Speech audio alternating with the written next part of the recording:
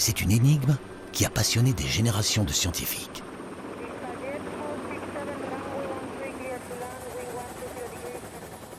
Daniel Garcia Castellanos enquête depuis des années sur le destin extraordinaire et violent de cette mer qui a engendré tant de civilisations.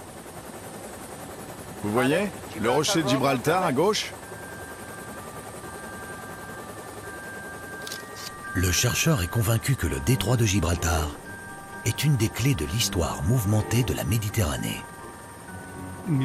Pour un géophysicien comme moi, le détroit de Gibraltar est vraiment passionnant. C'est un site unique qui a une singularité géographique car c'est l'endroit exact où se rencontrent les eaux de la mer Méditerranée et de l'Atlantique. C'est aussi le lieu qui sépare les continents africains et européens. Et en plus, c'est le point de convergence des plaques tectoniques africaines et eurasiennes. Chaque année, elle se rapproche de 4 mm.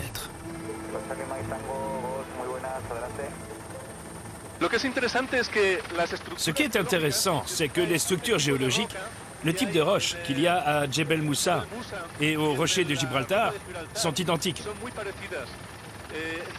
Il y a une continuité entre ces formations montagneuses du côté africain et du côté espagnol. Cela suggère qu'elles sont issues du même processus de création. Tous les reliefs et les montagnes que vous voyez ici se sont surélevés. Et donc on suppose qu'il y a 6 millions d'années, le détroit était fermé, il était scellé. Et par conséquent, la Méditerranée s'est asséchée. Elle s'est évaporée.